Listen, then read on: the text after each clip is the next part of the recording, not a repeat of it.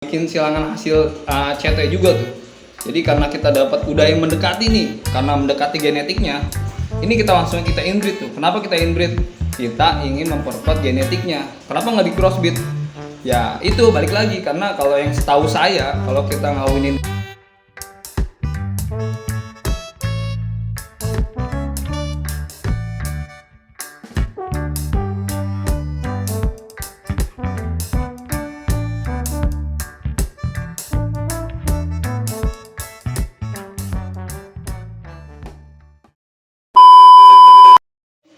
Assalamualaikum warahmatullahi wabarakatuh guys.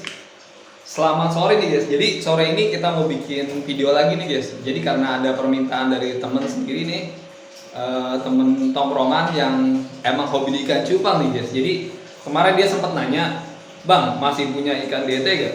DT jenis apa?" Saya tanya.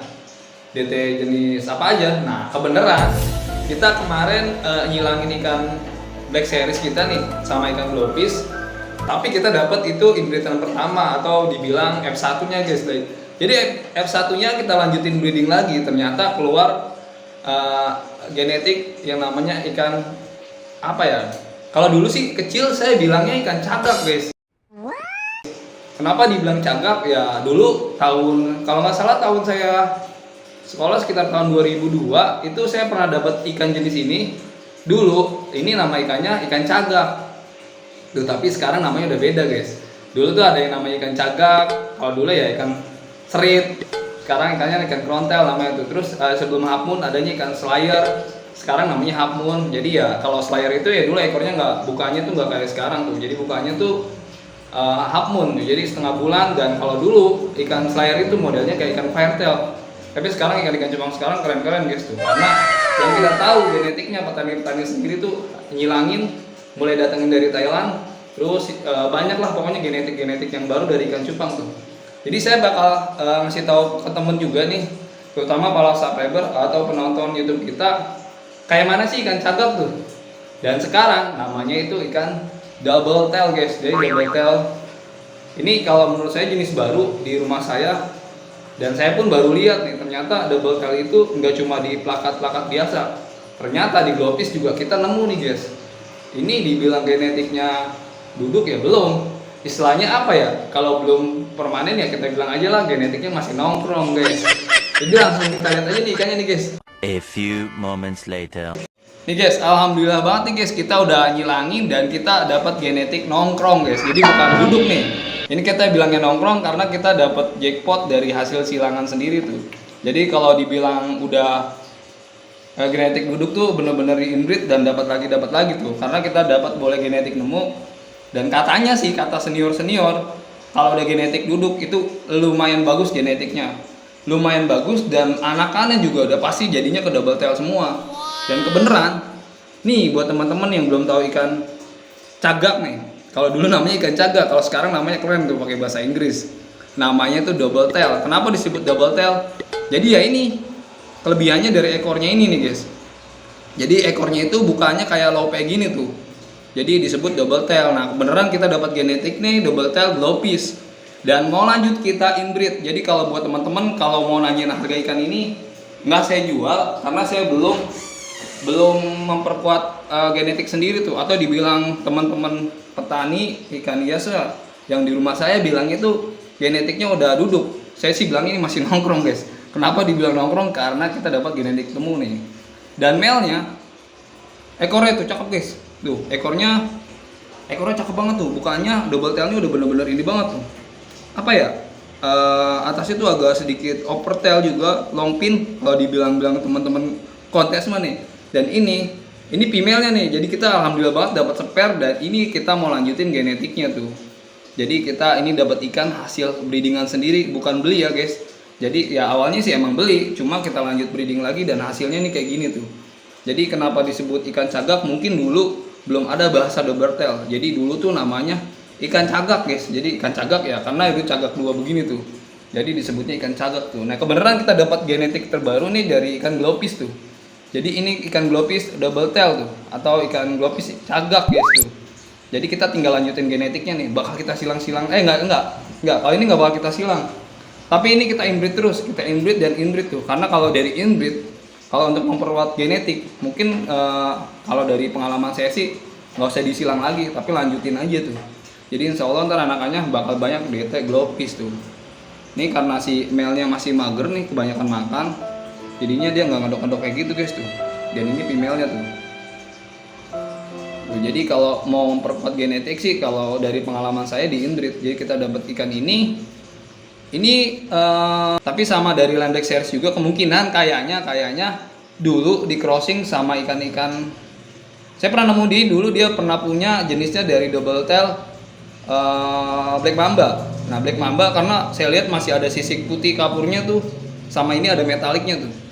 Kita juga nggak tahu nih ya, masih mencari-cari genetik untuk mempermanenkan ini nih, genetik double tail glopis. Mungkin teman-teman yang udah punya boleh komen-komen, sharing pengalaman, biar kita yang baru tahu channel ini lihat kolom komentar dan menjadi edukasi sendiri tuh.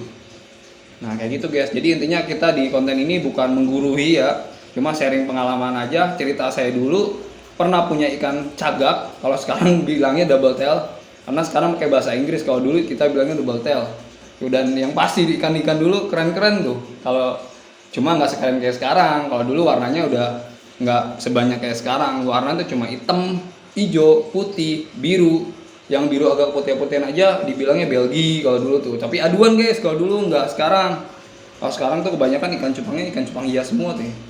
Tuh, jadi ini kita glopis double tail ini bakal kita kembangin lagi tuh. Kita kuatin genetiknya, kita permanenin genetiknya, dan kita punya genetik ikan double tail glopis tuh, kayak gitu guys. Nanti next video bakal kita bakal ini lagi bikin silangan hasil CT juga tuh. Jadi karena kita dapat udah yang mendekati nih, karena mendekati genetiknya, ini kita langsung kita inbreed tuh. Kenapa kita inbreed? Kita ingin memperkuat genetiknya. Kenapa nggak di crossbreed?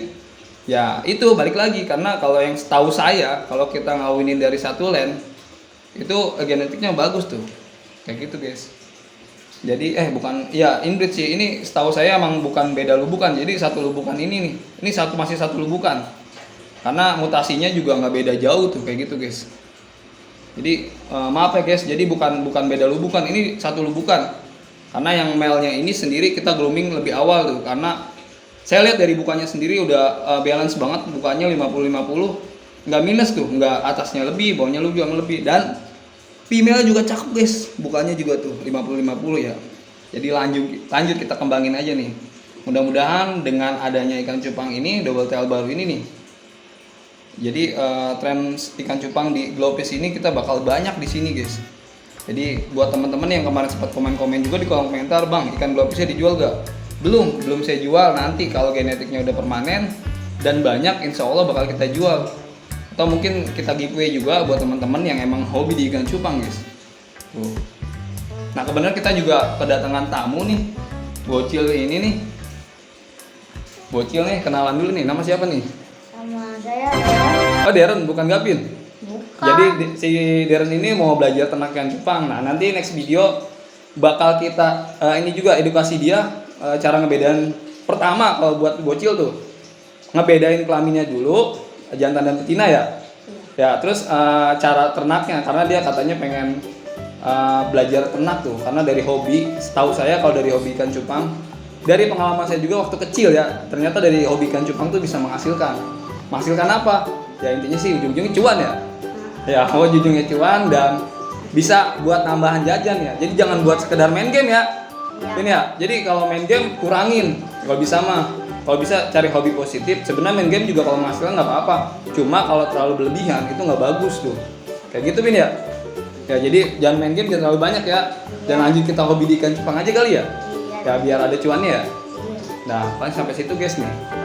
Nih guys, tadi kita udah ngejelasin cara ngebedain antara ikan cupang double tail, male dan female-nya, dan kita dapat genetik boleh nemu nih, atau dibilang genetik nongkrong guys. Kenapa nongkrong? Karena saya bilang ini genetiknya belum permanen banget. Saya nggak mau istilahnya nggak mau bener-bener ngerasa paling jago lah di genetik. Saya juga masih belajar dan masih belajar kayak gitu guys. Jadi dari pengalaman ini mungkin bisa bermanfaat buat teman-teman, terutama yang hobi di ikan nih, atau pengen yang belajar usaha ikan hias nih guys.